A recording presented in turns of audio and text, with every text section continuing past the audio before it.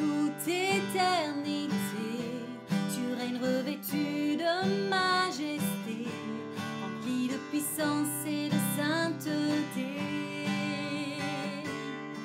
Jésus, tu es le premier, le dernier, l'alpha, l'oméga, celui qui était, celui qui vient, l'alpha, l'oméga.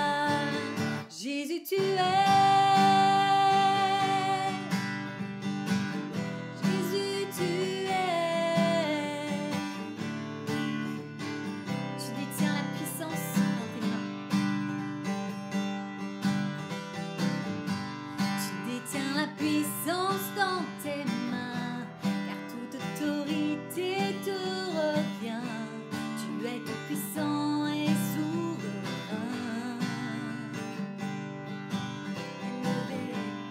Élevé par la droite de Dieu, couronné de gloire dans les cieux, car tu es l'agneau victorieux. Jésus, tu es le premier, le dernier, l'alpha, l'oméga, celui qui était, celui qui vient, l'alpha, l'oméga. Jésus, tu es le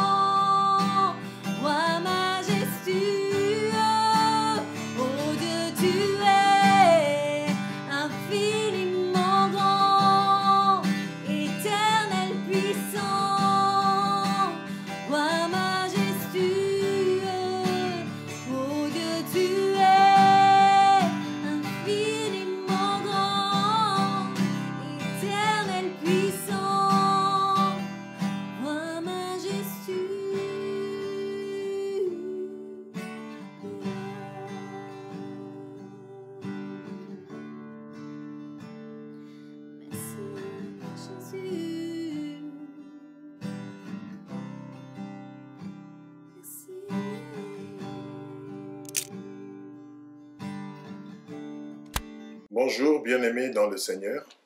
Nous bénissons Dieu qui nous offre ces moments de partage autour de sa parole et j'espère que vous allez tous bien dans vos maisons, surtout pendant cette période particulière que nous sommes en train de traverser. Que la paix du Seigneur soit votre partage. Nous voulons partager la parole du Seigneur et notre thème que nous allons développer ce soir, c'est la réalité et la vérité sont deux choses différentes. La réalité et la vérité sont deux choses différentes. Il est important de faire la part des choses, bien-aimés. Vous savez, surtout pour nous, enfants de Dieu, nous vivons dans un monde physique, visible, mais nous sommes régis par ce qui est invisible. Ça paraît être un contraste, mais c'est là la vérité. Donc, ce que nous voyons physiquement, ce que nous vivons dans l'aspect visible est régi par ce qui est invisible. C'est pourquoi donc notre attention, notre espérance, notre conception doit beaucoup plus être basée sur ce qui est invisible.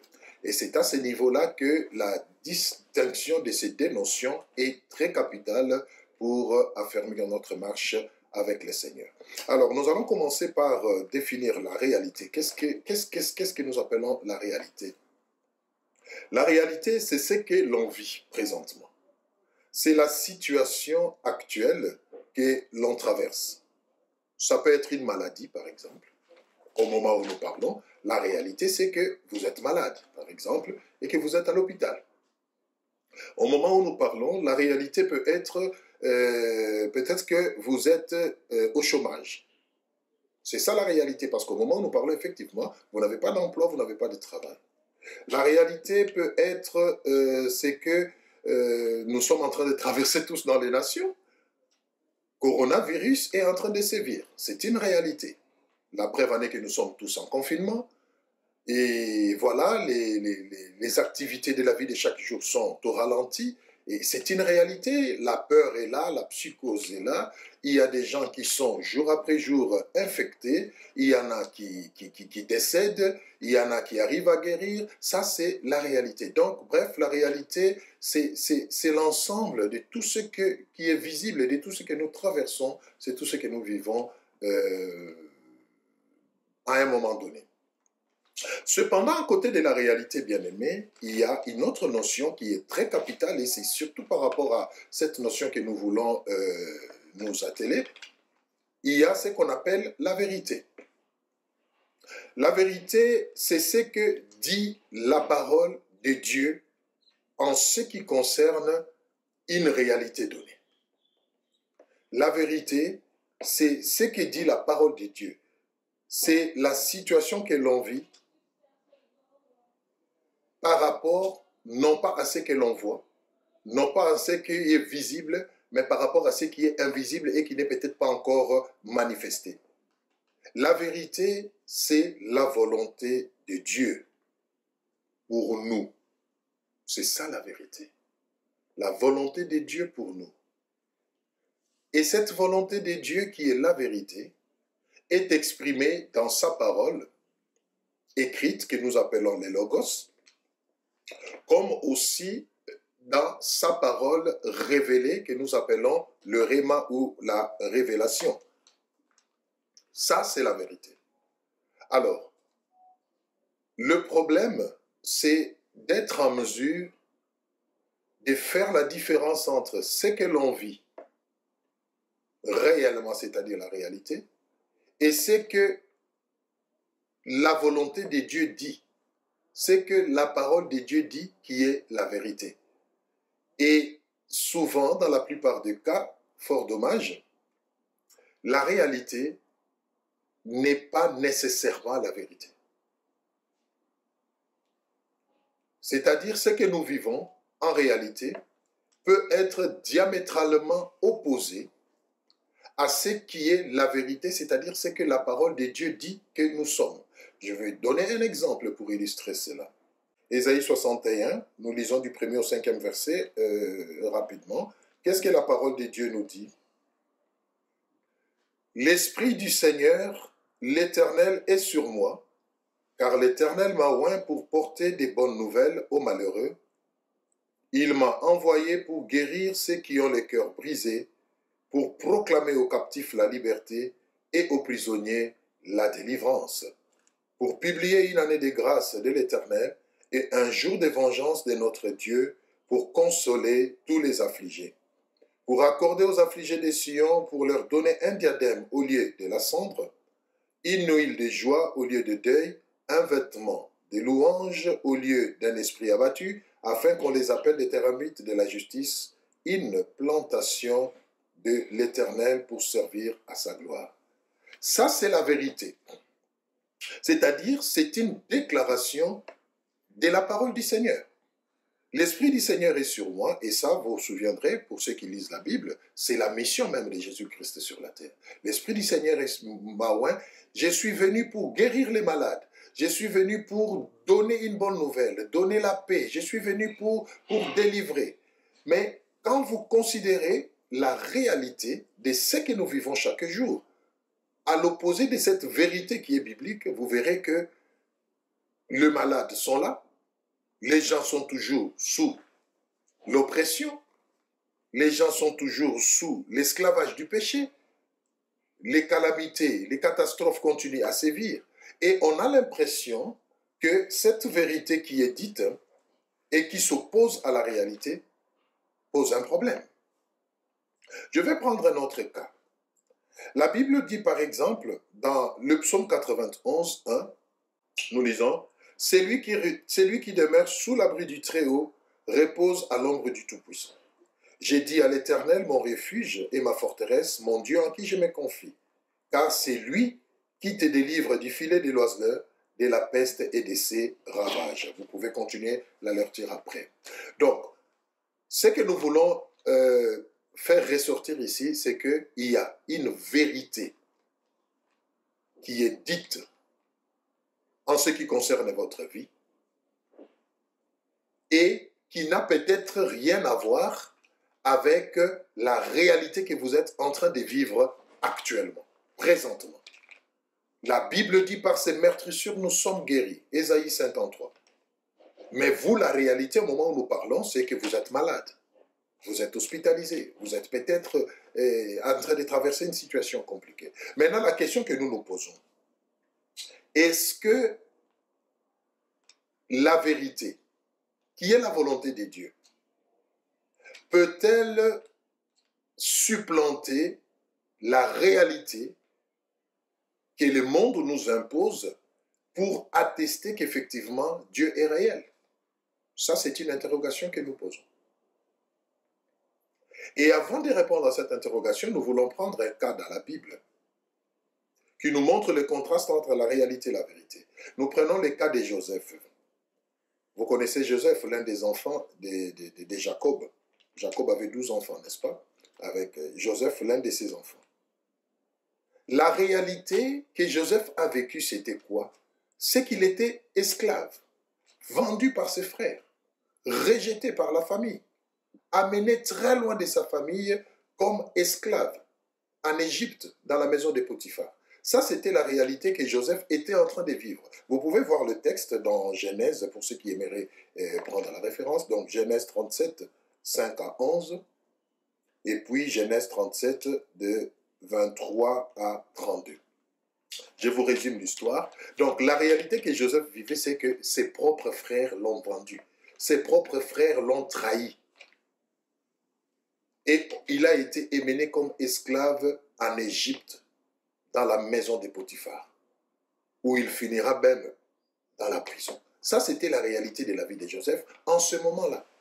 Mais vous conviendrez avec moi qu'à côté de cette réalité que Joseph était en train de vivre, il y avait une vérité sur sa vie, c'est-à-dire une volonté de Dieu, une pensée divine, et qui est exprimée toujours dans Genèse, cette fois-là dans Genèse 41, 33 à 34, et Genèse 41, 35 à 44. Faites-moi confiance, je vais vous résumer ce qui est repris là-bas pour qu'on gagne du temps. Donc, d'un côté, il y avait la réalité. Joseph était esclave, Joseph était vendu, abandonné par ses frères, rejeté. Mais il y avait à côté de cette réalité, la vérité qui était la parole de Dieu, qui était le plan de Dieu pour sa vie. Et comme en lisant ces passages que je viens de vous donner, vous verrez que par rapport à cette vérité-là de la volonté de Dieu, Joseph devait être élevé en Égypte. Joseph devait être la deuxième personnalité en Égypte après Pharaon. Ça, c'était la vérité de sa vie. Mais ce n'est pas ce qu'il était en train de vivre. Donc, il y a cet antagonisme, il y a ce contraste entre la réalité et la vérité. Voilà pourquoi nous devons toujours chercher à savoir quelle est la vérité de Dieu dans notre vie. Basons-nous beaucoup plus sur la vérité, c'est-à-dire ce que Dieu dit que nous sommes, et au lieu de beaucoup plus nous focaliser sur ce que nous sommes en train de traverser comme réalité. Maintenant, nous revenons à notre question que nous avons posée. Est-ce que la vérité peut supplanter la réalité? Est-ce que la vérité qui est la volonté de Dieu peut s'accomplir dans notre vie? Nous répondons d'ores et déjà à cette interrogation par l'affirmative, oui. La vérité peut supplanter la réalité. La vérité est appelée à remplacer la réalité. Et cela peut se faire de deux manières. Dès la première façon où la vérité peut supplanter la réalité, c'est la souveraineté de Dieu. Là, nous entrons dans une notion un peu, qui dépasse l'entendement humain. La souveraineté de Dieu, c'est-à-dire le pouvoir discrétionnaire de Dieu. Dieu peut décider de faire basculer la réalité que nous vivons en vérité qui est sa volonté, sans nous consulter, sans notre intervention, sans que nous ayons à faire une démarche quelconque. Et là, c'est au nom de sa souveraineté. Rappelez-vous qu'un souverain, c'est celui qui fait ce qu'il veut, quand il veut, comme il veut, et pour l'intérêt de qui il veut. Et il y a quelques cas qui nous sont donnés dans la Bible. Nous prenons par exemple le cas du paralytique de la piscine de Bethesda. Vous vous rappelez, à la piscine de Bethesda, il y avait un paralytique qui était malade. Là, je vous donne aussi les passages que vous allez lire. Jean 5, 2 à 9. C'est là que vous trouverez la vérité. Il y avait un paralytique. La réalité était qu'il était paralytique. Il était infirme. Il souffrait. Et il était à la piscine de Bethesda parce qu'il y avait un système qui faisait qu'un ange descendait de temps à autre dans la piscine pour agiter l'eau, et le premier malade qui se retrouvait dans la piscine en ce moment-là était guéri de sa maladie. Et cet homme, sa réalité était qu'il était malade pendant plusieurs années, et il attendait l'occasion d'être le premier à tomber dans la piscine pour être sauvé. Ça, c'est la réalité qu'il vivait en ce moment pendant plusieurs années. Mais Dieu, dans sa souveraineté, quand vous allez lire Jean 5, 2 à 9, la Bible dit qu'un jour, Jésus est passé par là. Dans son amour, dans sa compassion, il a vu cet homme et il a décidé, en ce moment-là, de faire passer la réalité à la vérité de la vie de cet homme, c'est-à-dire lui donner la guérison. Et Jésus lui a dit, comme le texte nous dit, pour ceux qui vont lire, la Bible dit, Jésus lui a dit, veux-tu être guéri? Et au verset 6 expressement, on dit, Jésus, voyant que cet homme souffrait et qu'il était malade pendant longtemps, lui demanda s'il voulait être guéri. L'initiative est venue du Seigneur. Il a décidé dans sa souveraineté de le guérir, et la Bible dit, ces jours-là, cet homme a été guéri miraculeusement. Le Seigneur lui a dit, lève-toi, prends ton lit et marche. Et l'homme s'est levé, il a pris son lit et il a marché. Sans aucune démarche. Il n'a plus suivi les principes qui étaient la piscine, être plongé dans l'eau. Non, le Seigneur l'a guéri dans sa souveraineté. Et ces jours-là, cet homme est entré dans la vérité de sa vie qui était la guérison. Il n'était plus dans la réalité qui faisait de lui un paralytique ou infirme. Ça, c'est le premier cas où la vérité peut supplanter la réalité. Mais le deuxième cas, et c'est celui qui nous intéresse beaucoup plus, c'est les cas où la vérité, pour qu'il puisse supplanter la réalité, pour qu'il puisse remplacer la réalité, il faut que l'homme les désire. Il faut que l'homme les souhaite. Il faut que l'homme fasse une démarche. C'est-à-dire l'homme prend conscience de sa situation, de sa réalité, constate que cela n'est pas normal et que c'est possible que cette situation puisse changer. Alors cela l'amène à prendre la décision ou l'initiative d'aller vers le Seigneur pour chercher de l'aide. Ce deuxième cas nécessite donc la participation de l'homme, une démarche de sa part. Pour ce faire, le prérequis pour que l'homme, après avoir pris conscience, après avoir réalisé que sa situation n'est pas normale, après avoir compris que la réalité qu'il est en train de vivre n'est pas ce qui devait être sa vie et qu'il désire que les choses changent, le prérequis pour cela, c'est que l'homme doit prendre conscience. Donc il y a la prise de conscience comme première condition pour que l'homme qui souhaite que sa situation, sa réalité change et que la vérité de sa vie se manifeste, la première démarche à faire, c'est prendre conscience. Deuxième chose, c'est la foi. C'est-à-dire croire que c'est possible que la réalité que je suis en train de vivre soit changée en vérité. C'est possible que je sois guéri de ma maladie. C'est possible que je sorte de mon chômage. C'est possible que je devienne celui que je désire.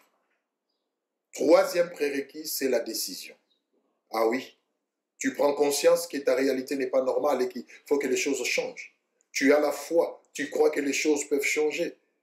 Mais il y a une troisième chose, c'est que tu dois prendre la décision, c'est-à-dire lever une option et décider de faire quelque chose. Et enfin, le quatrième et dernier prérequis, c'est l'action. Je prends conscience, j'ai la foi, je décide et je me lève pour poser des actes. Ça, c'est la responsabilité que l'homme a pour que les choses changent dans sa vie. Alors nous allons rapidement prendre un cas avant de terminer dans la Bible. C'est le cas de cette femme qui est restée malade pendant longtemps. La femme à la perte des sang, dont la Bible nous parle dans Marc 5, 25 à 34. Marc 5, 25 à 34. Marc 5, 25 à 34. Qu'est-ce que la Bible nous dit? Cette femme a souffert pendant longtemps. Elle était malade pratiquement toute sa vie. Et quelle maladie? La perte de sang, bien-aimé. La Bible nous précise, quand vous allez lire le passage, vous le verrez, qu'elle a dépensé de tous ses avoirs, de toutes ses réserves auprès des médecins, mais son cas ne faisait que s'empirer. Alors, qu'est-ce qui s'est passé? Un jour, cette femme a entendu parler de Jésus. Elle a entendu parler de Jésus. Elle a appris tous les miracles que Jésus faisait. Elle a entendu que Jésus ouvrait les yeux des aveugles. Jésus faisait marcher les paralytiques. Elle s'est dit dans son cœur, c'est que ma situation, ma réalité peut changer. Tout ce qu'elle a entendu dire de Jésus a fait naître en elle ce qu'on appelle la foi. Et cette foi l'a poussée à prendre une décision, à s'élever, à aller vers ce Jésus pour que la vérité de sa vie, c'est-à-dire pour son cas, en l'occurrence la guérison, puisse remplacer la réalité qu'elle était en train de vivre, c'est-à-dire sa maladie. Oui, bien-aimé, elle n'a pas seulement entendu parler de Jésus, mais elle a pris la décision de s'élever. Et quand vous allez lire les passages que je vous ai donnés, Marc 5, 25 à 34, la Bible dit que cette femme s'est levée et elle est allée dans la foule. Elle s'est dit dans son cœur, tel que j'ai entendu parler de cet homme, je n'ai même pas besoin de le voir. Mais je crois que si j'arrivais ne fût-ce qu'à toucher son vêtement, je serai guéri de mon mal et ma situation va changer.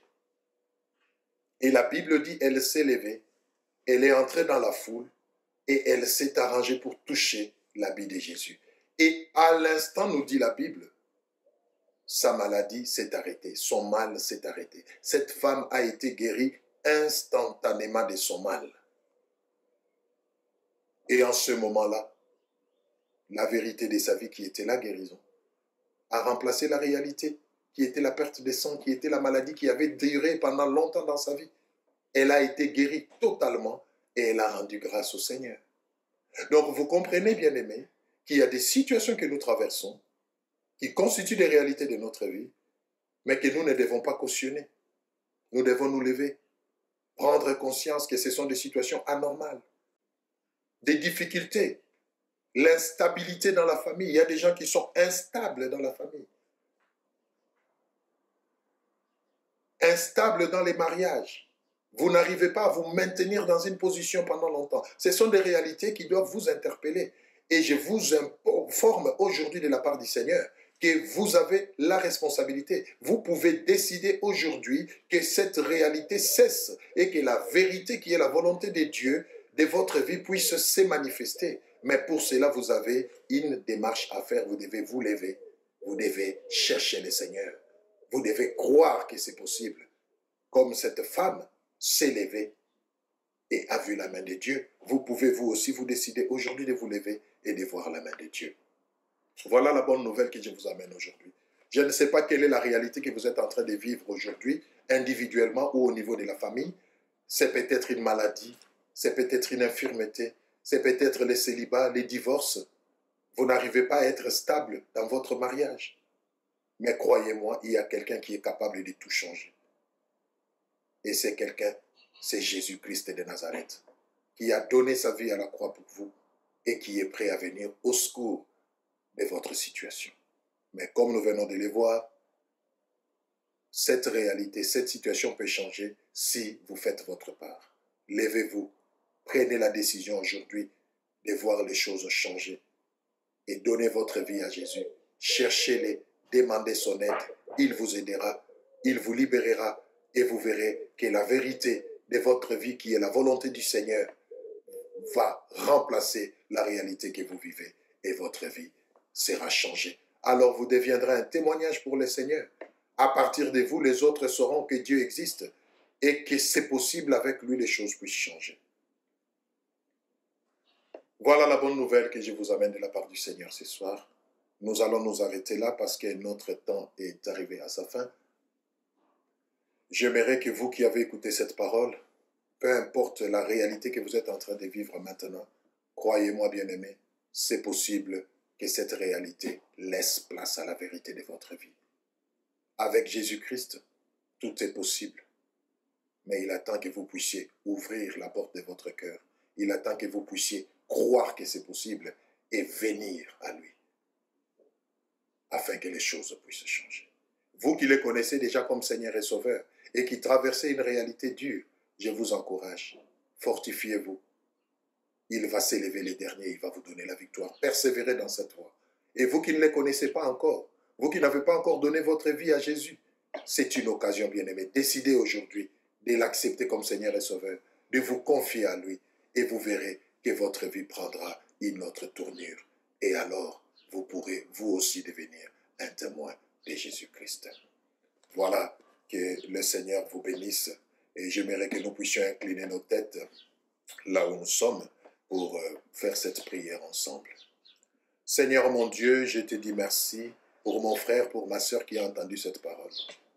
Que ceux qui sont malades, Seigneur, tu leur accordes la guérison.